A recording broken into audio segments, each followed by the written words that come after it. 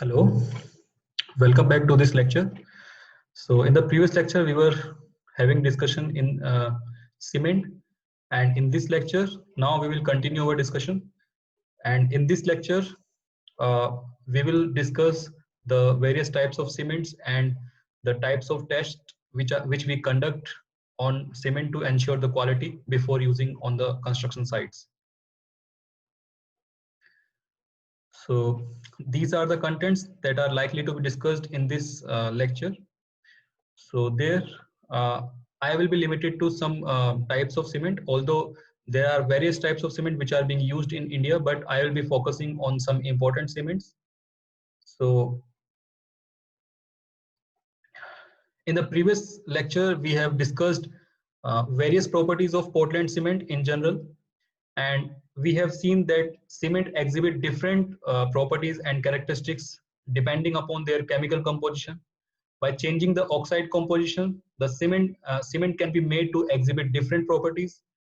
And in the past continuous efforts, in the past, continuous efforts were made to produce different kinds of cement.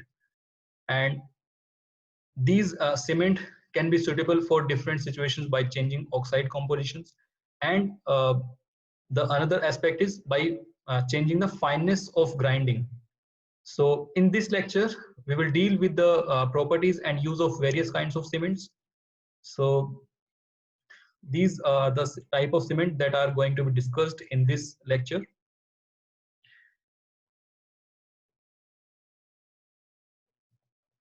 So now coming to the first and the basic cement, which is called ordinary Portland cement. So this ordinary Portland cement, in short, it is called OPC cement. So this OPC cement is by far the most important type of cement. All the discussions that we have done in the previous lecture and most of the discussion that we are going to do in the upcoming lectures, it will be it will be related to OPC only. And prior to 1987, there was only one grade of OPC which was governed by Indian Standard Code. And after 1987, higher grade cements were introduced in India.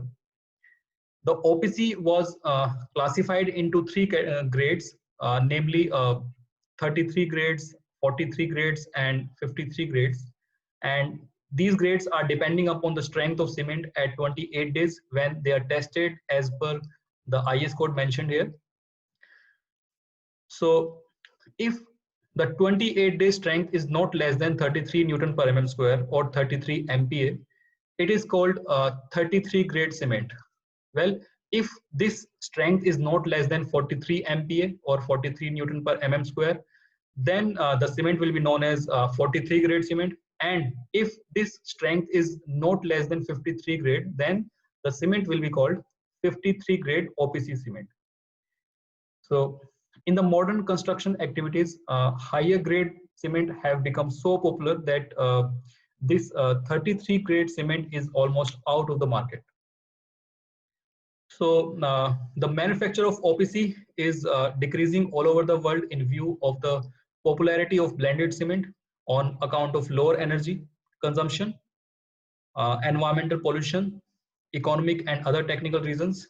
Well, here the new term called blended cement. This blended cement are basically the mix of OPC and the blending materials. Now these blending materials are such as silica fumes, fly ash, limestone, and slag to enhance the property of OPC for different uses. So this blended cement can improve the other property of concrete also, like the workability, strength, durability, and the chemical resistance to some extent. So we will discuss about this blended cement in the next slides.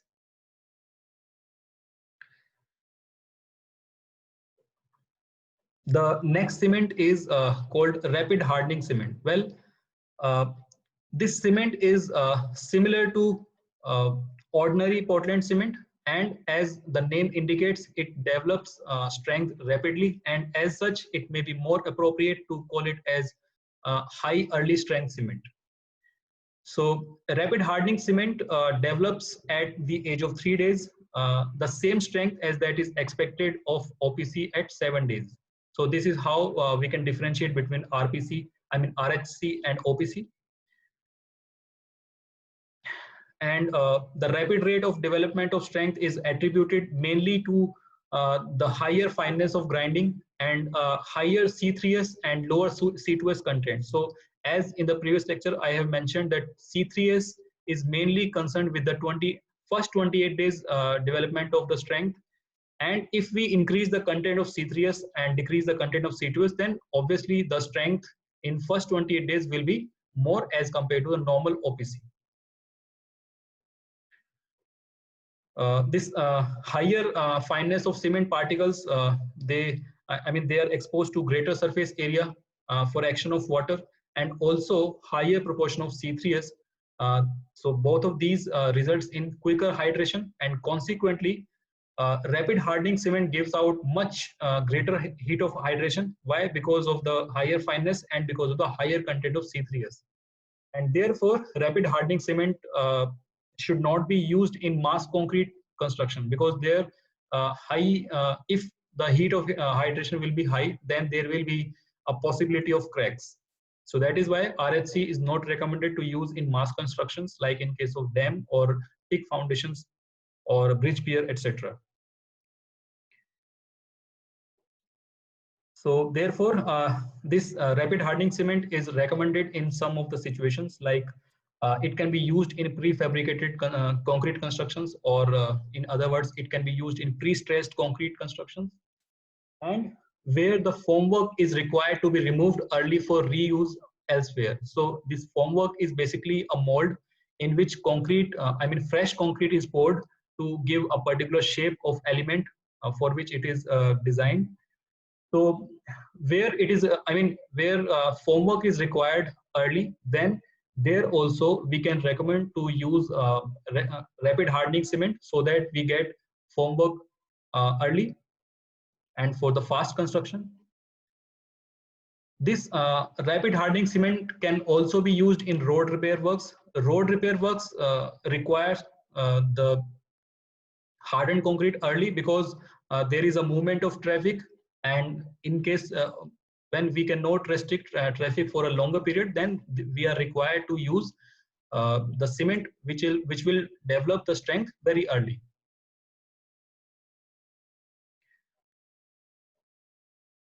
Then the next cement that we are going to discuss is called sulfate resisting cement. So now, as the name suggests, sulfate resisting, which means the cement which is used to resist against the sulfate. Well, we have to understand the phenomena for it.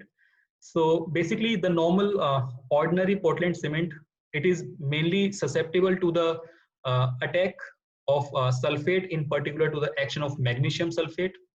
And sulfate react both with the free calcium hydroxide. We know this free calcium hydroxide is the byproduct of cement hydration, where we get calcium silicate hydrate and calcium hydroxide. So sulfate react with calcium hydroxide in SAT cement to form calcium sulfate, and with hydrate of calcium aluminate. So now we know in the cement, basically there are 4 compounds, C3S, C2S, C3A, and C4A. So C3S and C2S, their byproduct is calcium silicate hydrate, which is CSH gel, and calcium hydroxide, which is CaOH2. I'm writing here. So basically C2S, sorry. So basically C3S and C2S, they give product CSH when they are reacted with water, and CaOH. Okay, so this is the calcium hydroxide which is reacted with sulfates if they are present in the atmosphere, or in say in case of soil. So these sulfate react with calcium hydroxide after the cement gets set. Okay, so also at the same time, sulfate also react with the hydrates of C3A. So when C3A is react with water, it makes basically the hydrates of C3A. So the byproduct basically is in normal term we can say hydrate of C3A. So when C3A react with water, it mainly renders the hydrate of C3A. So when hydrate of C3A are reacted with sulfates and calcium hydroxide.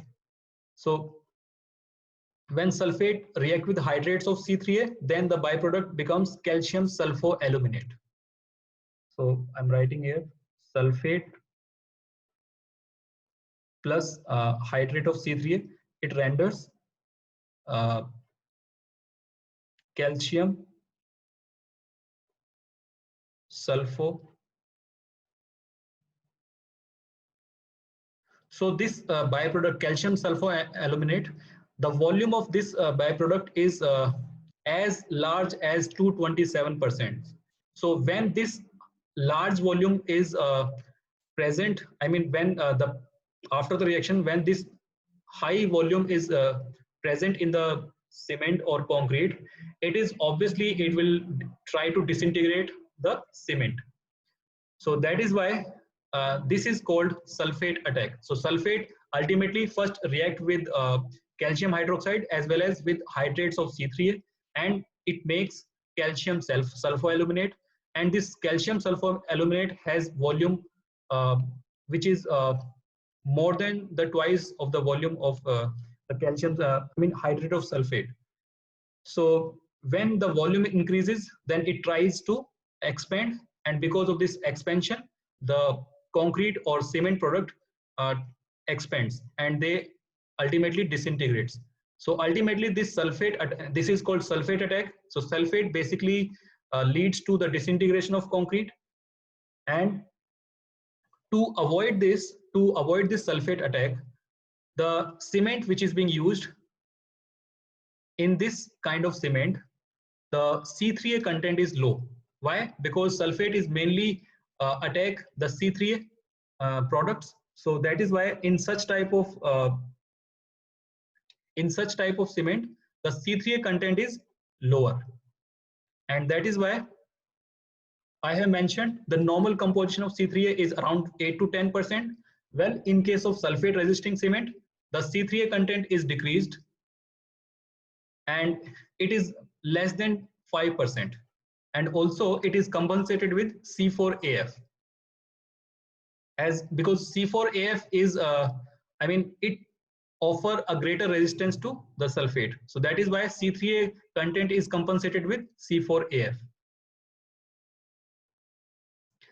So such type of cement which is sulfate resisting cement, it is recommended in some of the conditions, like when concrete is subjected to the marine conditions.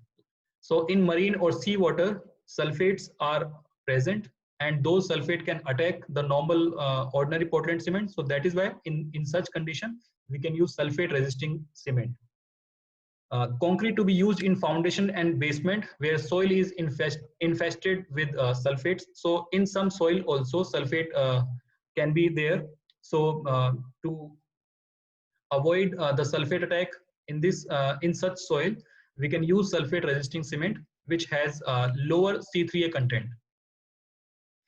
Concrete used for fabrication of pipe which are likely to be buried in marshy region or sulfate bearing soil. Okay. And concrete to be used in the construction of sewage treatment works. So there also sulfate may present. So there also we use sulfate resisting cement. Now coming to another a very important type of cement which is called Portland slag cement. So in short, it can also be termed as PSC cement. PSC. So this Portland cement is obtained by mixing Portland cement clinker. So I hope you recognize in the previous lecture, I have described the process of cement manufacturing. So there we get clinker. So Portland cement is obtained by mixing Portland cement clinker, gypsum, and granulated blast furnace slag in suitable proportions. And then grinding the mixture to get a thorough and intimate mixture between the constituents.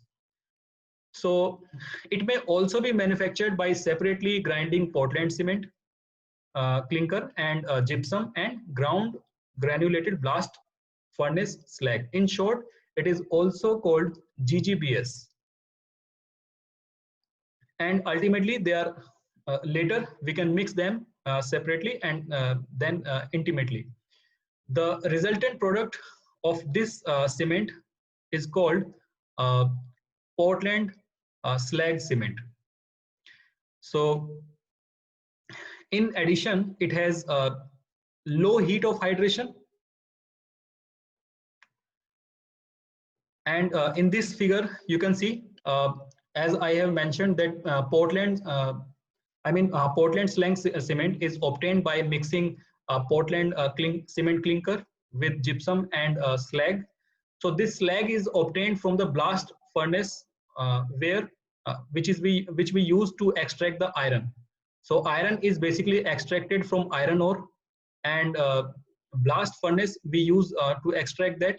So once we get the pure iron, the residue, the residue which left, that residue is called the blast furnace slag. So that slag is grounded, and there it is grounded, and then it is being mixed with the clinkers of cement along with the gypsum. So the cement so obtained is called Portland cement, Portland slag cement. So the manufacture of blast furnace slag cement has been developed primarily to utilize blast furnace slag, which is a waste product of blast furnace. And the major characteristic of this Portland slag cement is it has low heat of hydration. While in case of OPC, it has high heat of hydration because of the presence of C3A and C3S. But because of the presence of slag cement, it has low heat of hydration. And in Portland's slag cement, the quantity of slag which is being used, it may be up to 70%. So that is why it is low heat cement, low heat of hydration cement. And the major advantage of this cement can be it has reduced heat of hydration. Sorry.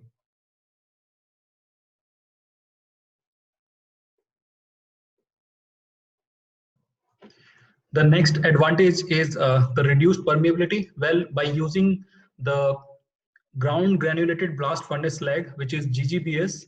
So by using that GGBS, the permeability of the concrete and the cement can be reduced. And by using this slag cement, the chemical attack the resistance of the concrete against the chemical attack is enhanced or is increased. So now coming to a very important type of cement which are being used nowadays, which is called Portland pozzolana cement.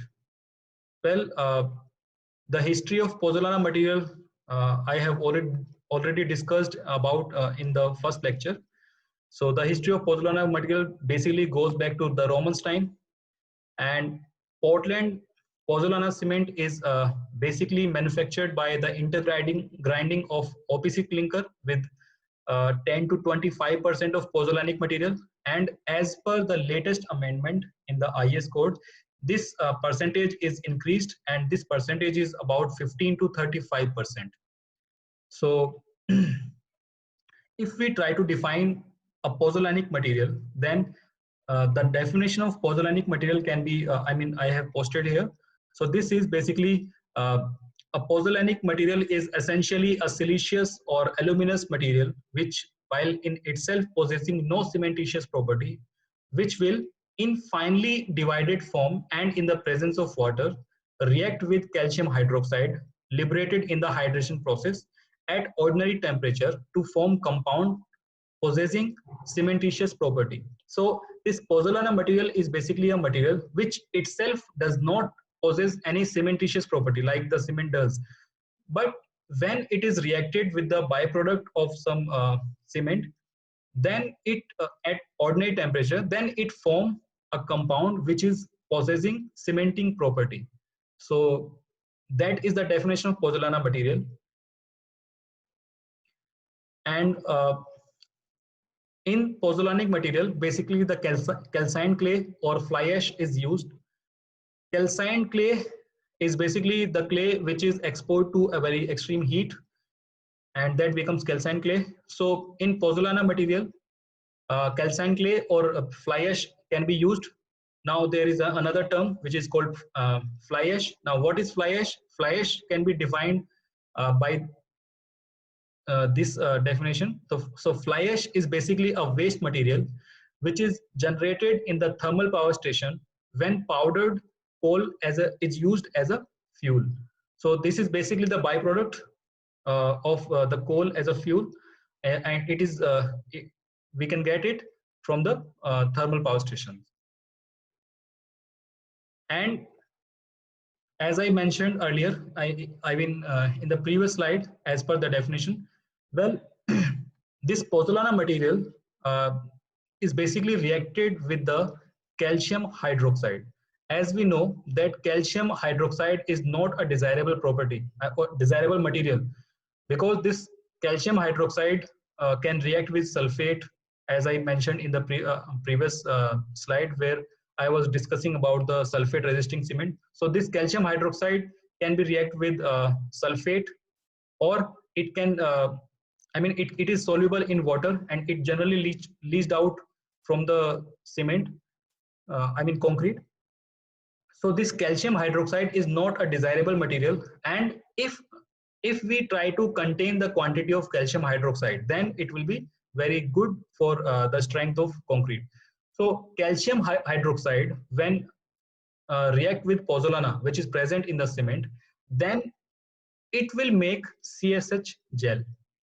And we know this CSH gel is the main compound which is used, which is responsible for imparting the strength in the cement. So if we convert the calcium hydroxide into CSH gel, then ultimately the strength of cement will be increased. So this graph also shows that when we use pozzolana, about 40% pozzolana, then the quantity of calcium hydroxide can be decreased, and also the strength of PPC can also be increased. And in PPC, basically the costly clinker of OPC is mainly replaced by cheaper pozzolanic material. So this pozzolanic material is basically fly ash. So fly ash is cheaper than the clinker of cement, and therefore the major advantage is that this PPC is very much economical as compared to the OPC. Well, calcium hydroxide is soluble, and so this calcium hydroxide is converted in insoluble cementitious product. As I mentioned in the previous slide, it converted into CSH gel. So therefore, it results in the improvement of the permeability. And therefore, it offers all-round durability characteristics, and particularly in hydraulic structures and marine constructions, where in the liquid retaining structures. It also generates reduced heat of hydration, and that too at a low rate. And PPC being finer than OPC, and also due to pozzolanic action, it improves the pore size distribution and also reduce the micro cracks in the concrete. And the long-term strength of PPC beyond a couple of months is higher than OPC if enough moisture is available for continued pozzolanic action. So all these advantages of PPC are mainly due to the slow conversion of calcium hydroxide in the hydrated cement paste into the cementitious product.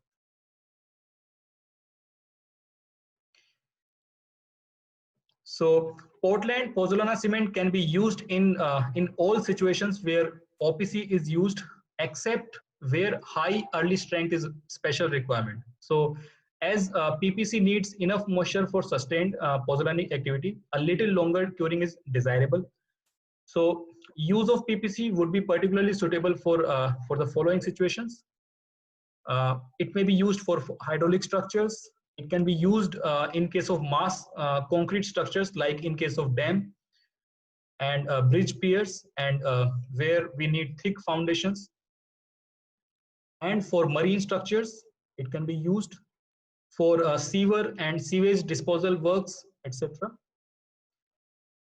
So now coming to the another cement, which is called low heat cement. Well, it is well known that hydration of cement is an exothermic action which produce large quantity of heat during hydration, and majorly because of the presence of C3A content. So this aspect has been discussed. I have discussed this aspect in detail in the previous lecture while I was discussing the cement hydration process.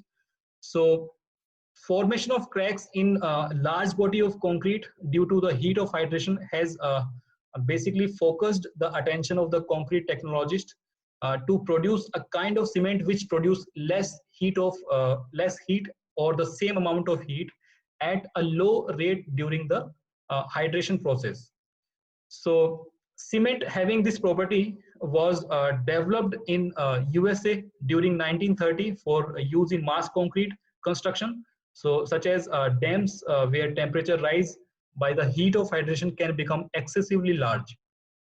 So a low heat evolution is achieved by reducing the content of C3S and C3A. So as we know, in cement hydration, C3S and C3A are the major compound which are responsible for larger heat of hydration.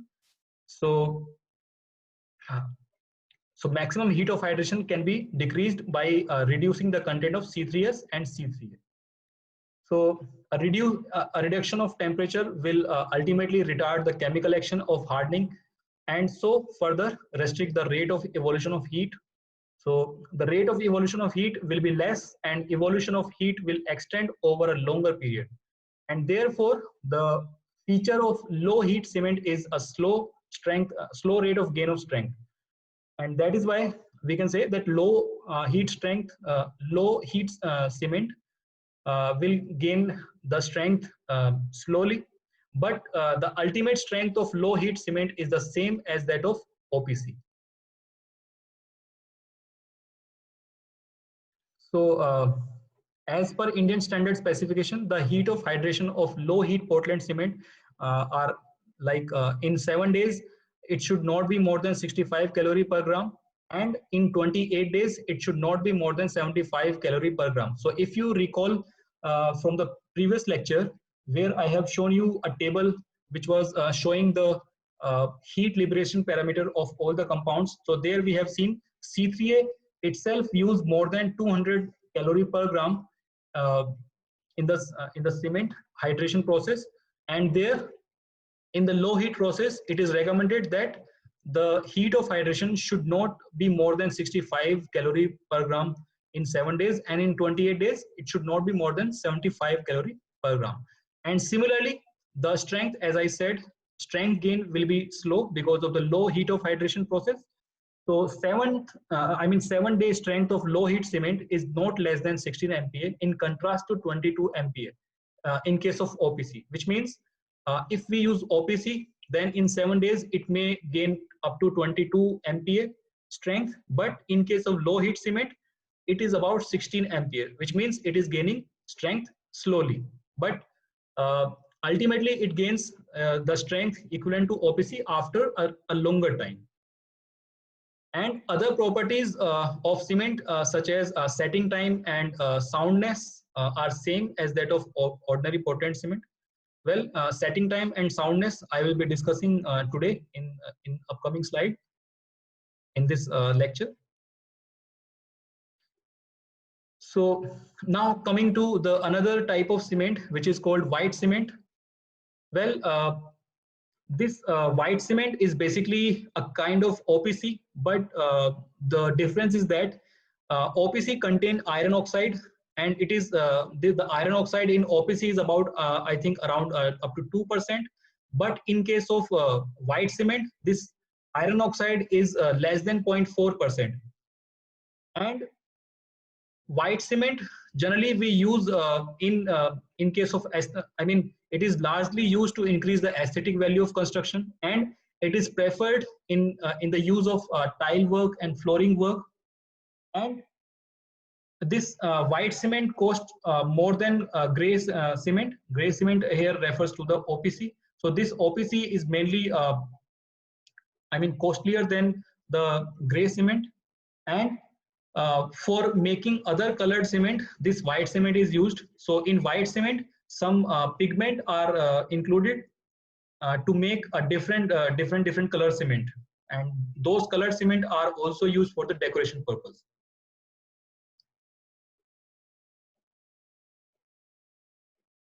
Now coming to another a very important type of cement, which is called expensive cement. Well, to understand the use of this expensive cement, we need to understand why do we need this cement and why do we use this type of cement. So concrete made with ordinary Portland cement, it generally shrink while setting due to the loss of free water, and concrete also shrinks continuously for long time. So this shrinking is because, I mean, it is called drying shrinkage, and there has been a search for such type of cement which will not shrink while hardening and thereafter. And as a matter of fact, a slight expansion with time will prove to be advantageous for grouting purpose. Well, grouting is again an activity which is being carried out in construction. So in grouting purpose also, this cement is used, and this type of cement which suffers no overall change in volume on drying, this type of cement will be known as expensive cement. So this expensive cement, after drying, it expands to some extent, so that there is no shrinkage. Like in case of grouting, well, I will explain this grouting in a separate topic. But for the time being, we will say that this cement is mainly used in grouting work also. So this expensive cement is basically a special type of cement, and it is, when mixed with water, forms a paste that tends to increase in volume to a significantly greater degree than Portland cement paste after setting. And this expansion of cement mortar or concrete is compensated for the shrinkage loss, as I discussed earlier, that normal cement generally shrinks, but this expensive cement does not shrink. So use of expensive cement is found to be suitable in the following cases, like it can be used in continuous floor slab without joint. It can also be used to fill the holes in the foundation. Well, if we fill the hole in foundation with normal cement, then after some time it will shrink, and ultimately the hole will have some cracks.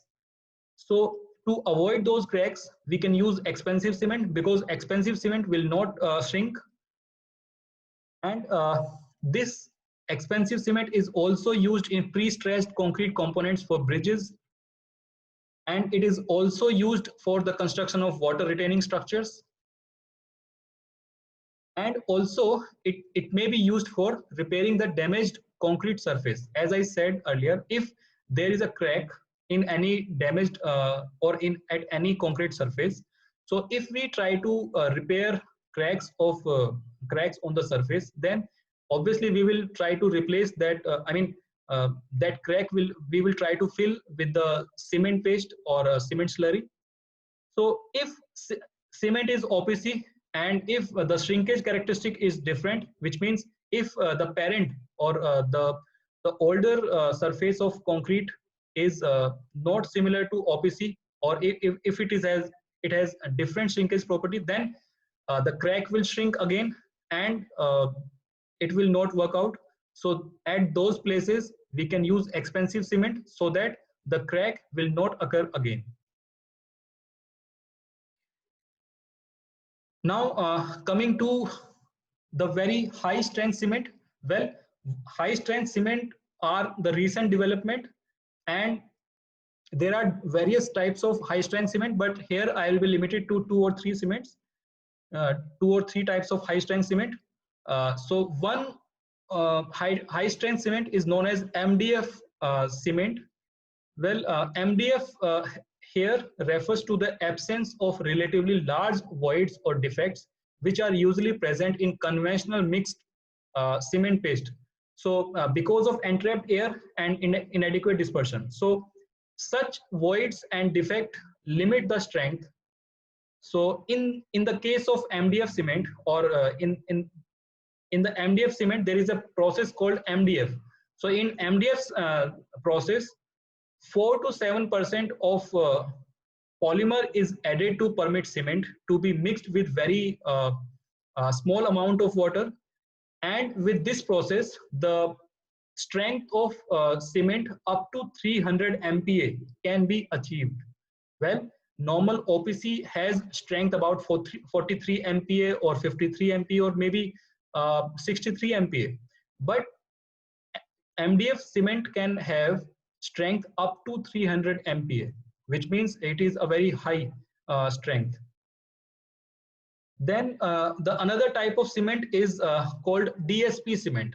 Well, this DSP means a densified system containing homogeneously arranged ultra fine particles. Well, this DSP cement is again an innovation in the field of high strength cement. And in DSP, what we do is we generally mix normal Portland cement with ultra fine silica fume. And in this cement, the size of cement particle may vary from 0.5 to 100 micron. I will write here 0.5, sorry.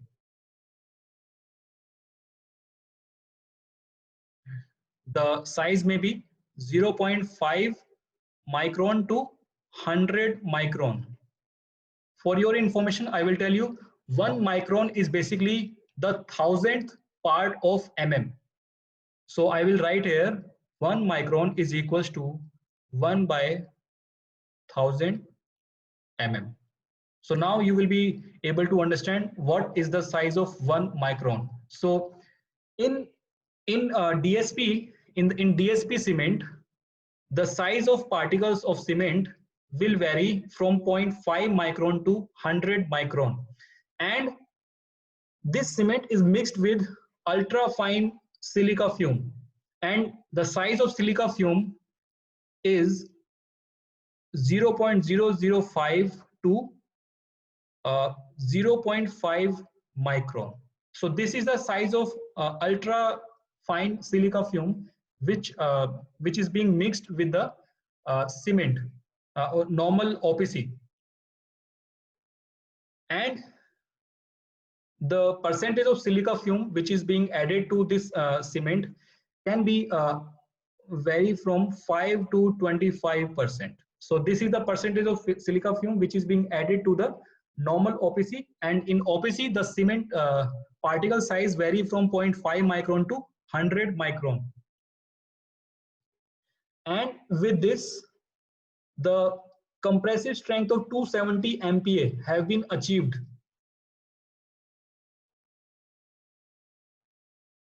So with this photo, you can see these are the particle of cement, and in between the particle of cement, this gray part is called the ultra fine silica fume. So this space is being filled up by silica fume, and that is why it becomes a very densified structure. So this is so densified that the strength is about 270 MPa. So this much of strength has been achieved using this ultra fine silica fume in the normal cement.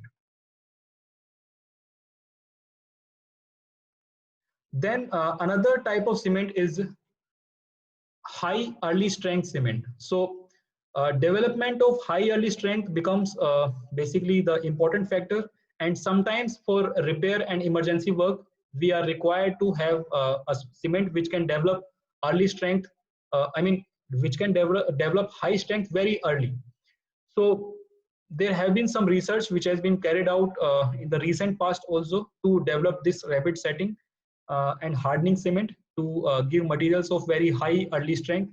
So lithium salt have been effectively used as accelerator in high alumina cement. So there is a type of cement which is called high alumina cement. High alumina cement is again a type of cement in which C3A content is high, and as we know, C3A reacts in cement hydration fast, so it will it gives the early strength.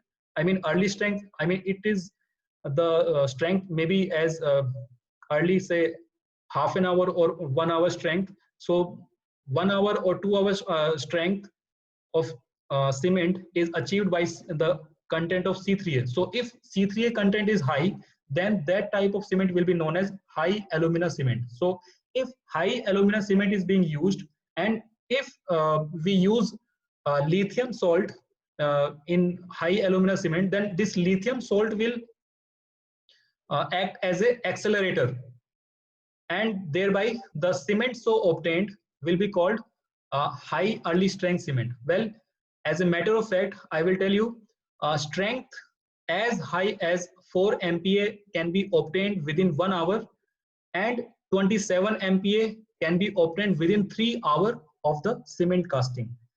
And within a day, you can achieve as early as, as high as strength about 49 MPa.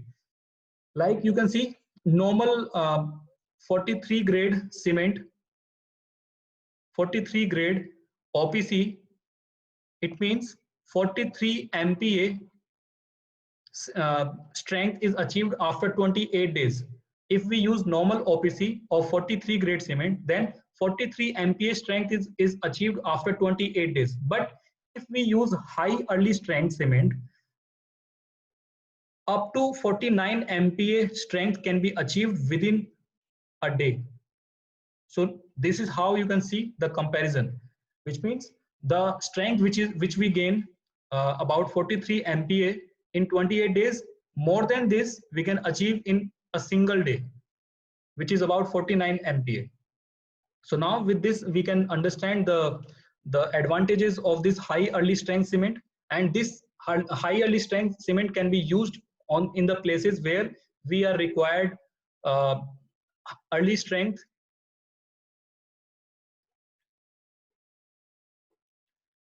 So these are the types of cement that I have discussed in this part. So I hope you like this lecture.